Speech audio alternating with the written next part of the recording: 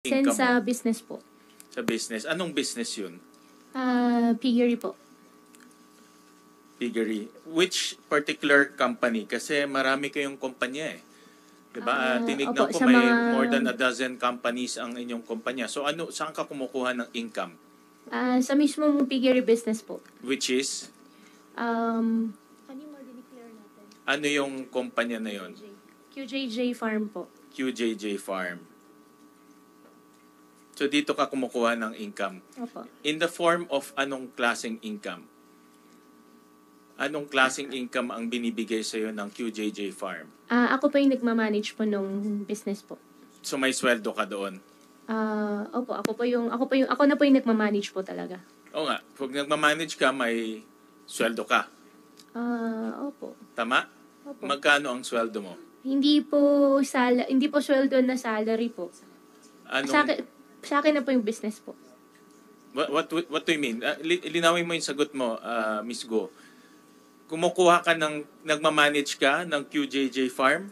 Diba? This is your family business? Meron ka bang sweldo na nakukuha sa kanya? Hindi po siya exactly sweldo po kasi parang sa akin na po siya, ganun. So, may dividendo ka ba nakukuha sa kanya? Sa business, sa business po, doon na po kumukuha ng pang expenses ko rin po. Magkano ang kinukuha mo every month? Wala po siyang More or less lang. Bigyan mo lang kami ng ballpark figure. Wala naman pong more or less po. Pagka may kailangan po. For example lang, in the last, bago ka naging mayor, the last 12 months bago ka maging mayor, magkano kinukuha mo? On the average lang. More or less lang, bigyan mo lang kami ng idea. Opo, Kasi ikaw nagmamanage yan, ikaw may-ari nun. Diba? So, kaya mong diktahan kung magkano pumupunta sa'yo, whether through income or through dividend. So, magkano nakukuha mo? Wala pa ako may bigay po na exact po. Basta pag kailangan po, kumukuha po ako dun. Ano ba? 50,000, 100,000? More or less lang. Hindi ko po sure sa Pero kumukuha amount. ka doon? Opo. Okay. Nung kinukuha mo yung binabalik mo? O sa'yo na yon? Sa akin na po. Sa'yo na yon. So Opo. parang income mo na rin yun. Opo. Galing sa kumpanya. Opo. At rini-record mo yan sa libro? O kinukuha mo lang sa kahera? Kinukuha ko lang po. Kinukuha mo lang, hindi mo Opo. rini-record sa libro? Kinukuha ko lang po. Kinukuha mo lang. Okay. Dahil yung kanina pinakita nga ni Senator Joel yung SALN mo at lumalabas. Napakita ko lang muna yung financial statements ng QJJ Farm. Kasi yung QJJ Farm, nakita namin na hindi naman siya ganong kalaki ang kanyang kita. Nakita lang namin.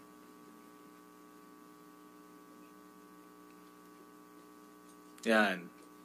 So, in medyo mabagal ang internet. In 2022, negative 954. In 2021, 81,000 yung kanyang net income. So, yan yung kanyang kita, no? Sa QJJ Farm na sinabi mo yan ang main income source mo. Pero ang iyong SALN, ang net worth mo is 177 million. So, inaano namin pinag-aaralan namin saan galing yung income stream mo. No? Dahil meron kang net worth of 177 million, pero ang QJJ Farm ay at the very least maliit lang yung kanyang kita. Kita lang namin Ito. Hindi, ito. Yan.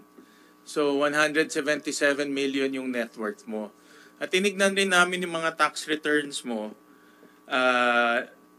na tuklasan based on our research dalawang beses ka lang nag-file ng tax return mo in 2011 at 2016. Yan. So, nagbayad ka lang sa gobyerno ng 14,000 in 2011. In 2016, 24,000. And yet, yung net worth mo is 177 million. So, saan ba nanggagaling yung iyong income stream?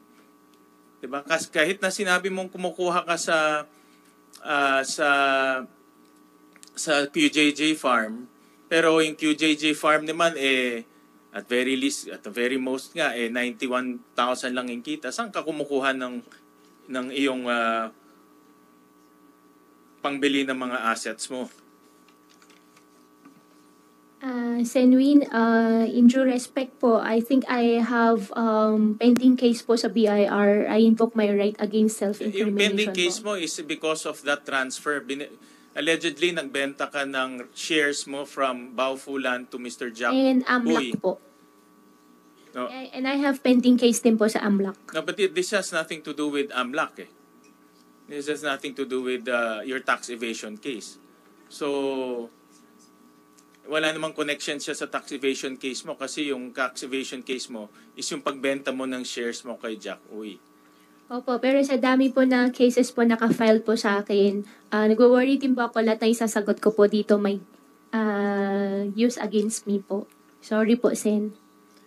Sen. Sherwin, before you continue, go ahead, para sa kaalaman lamang ng lahat, pumayag si Senate President na mag-session tayo by 3:20. So hard stop na po natin before then. So that sina Sen Bongo and Sen Robin ay makapag-tanong pa. Salamat po. Please proceed, Sen. Sige. Thank you, Madam Chairman. Tatalon ako sa isang question but related, no? At natanong ko na rin to last time kasi madalas, hindi ko pa rin ma-figure out kung paano natayo yung Pogo Hub sa Banban. Dahil kinos out namin yung Pogo Hub sa Banban, lumalabas na at the very least is about 6.1 billion pesos papakita namin. No?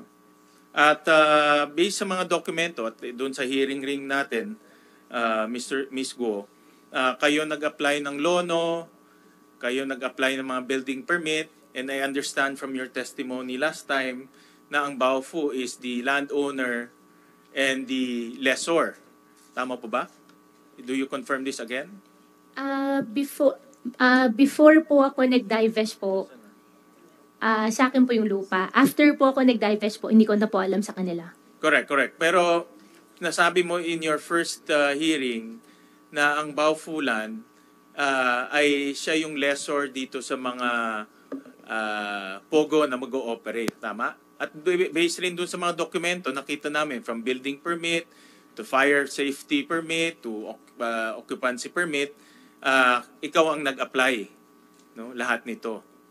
Nag-apply po ako, Senwin, nang dahil sa akin pa po yung lupa at that time. After po ako nag-divest po, hindi na po ako nakialam. Divest ka is nung naging mayor ka na correct? I think hindi po. Hindi pa po ako mayor po noon. Kailan ka nag-divest? Hindi ko po alam po yung exact date po doon sa documents po, pero sabihin na natin, from 2019 all the way, let's say, to 2022, ikaw pa rin ang nakapangalan doon as president. Diba? As president. Ikaw pa rin ang nakapangalan sa Baofu as president. Tama? Opo, Sen. After po ako nag-divest, hindi ko na po alam sa kanila. Correct. But from 2019 to 2022, ikaw ang president ng Baofu. Correct? Hindi po ako sure kung hanggang 2021 or 2022 po. In the records. But ikaw ang nag-apply ng lahat, correct? Ng building permit, ng lono, ng fire safety permit, lahat ng permit for Baofu until nag-divest ka, correct? Isa po ako tumulong.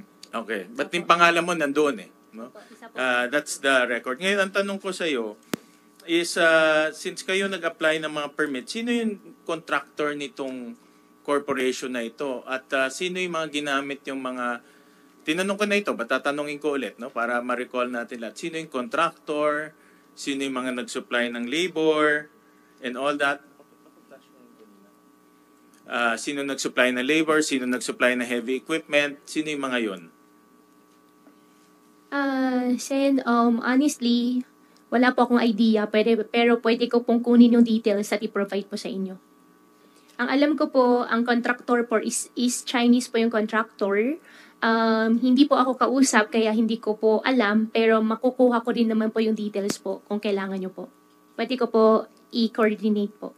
Sige, supply mo na lang dito sa committee yung mga detalye ng sino yung contract. Kaya ito, yung pinapakita ko sa slide, no? 6.1 billion yung cost nitong lupa na ito. Maraming buildings ang itinayo dyan. At hindi naman yan pwedeng parang kabuti na lang nalalabas. Diba? May nag-construct niyan. At kayo, bilang 50% owner ng Baofu, kayo nag-apply ng permit, obviously, kayo may kinalaman sa nag-construct nito. Sen, katulad po nung na-mention ko po kanina, wala po akong kinalaman, pero pwede ko pong kunin yung details, ipaprovide ko po sa inyo. Sige, mamaya ipag-usapan natin ulit yan.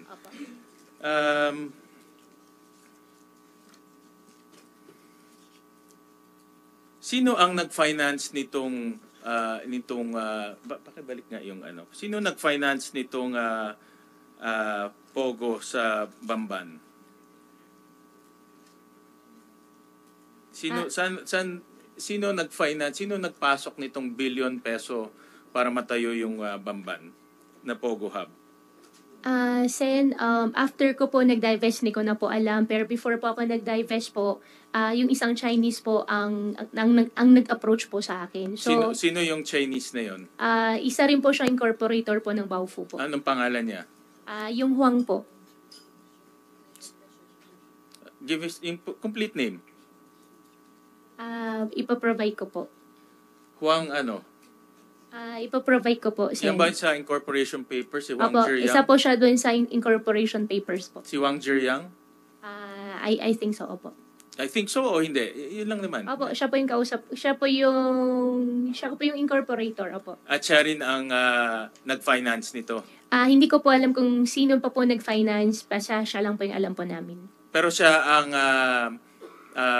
kausap mo dito para ipatayo itong Pogo Hub sa Bamban.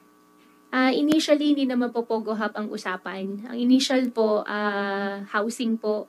Kaya yung lupa ako po ang gagamitin. After po nag-iisip po sila ng ibang types of business na po, umalis na po ako. Paano ka, sige, babalik ako dyan ha. But sinabi mo kasi kanina na si Wang Zhiyang ang nag-finance nito. Sen, di ko po sinabi siya po nag-finance. Ang sinabi ko po, siya po yung kausap po namin. Sino nga nag-finance? But yun ang kailangan namin malaman kung sino ang mga taong nasa likod nito eh. 'Di ba? Hindi ka nagbibigay ng sagot sa amin eh.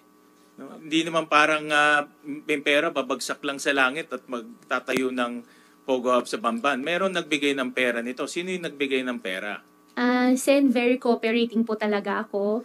At na-mention ko rin po sa inyo kanina, kukunin ko po yung details po doon sa mga contractor. Then Yung contractor iba. Yung contractor yung binayaran mo. Wala pa akong binayaran na contractor po, Sen. Yung contractor iba yun. Mamaya papakita ko yan. Opo. Yung binagsakan ng pera, yung pinanggalingan ng pera, saan galing yun? Hindi ko po alam, Sen. Hindi mo talaga alam. Hindi ko po talaga alam. Okay, sige. May papakita kami. Ito. Kasi based sa mga news reports, may mga nabasa akong news reports, may mga nabasa akong based on our research at news reports sa mga sinasubmit dito sa amin na from 2018 to 2024, 1.9 billion pesos ang pumasok sa accounts mo. Papakita ko ngayon. And this is based on sa mga news reports nakita namin. Kung makikita natin, noong mga unang panahon, wala namang pumapasok sa accounts mo. Pero pumasok sa account mo between 2018 to 2024, 1.9 billion pesos, of which 666 million in cash at 1.2 billion in check.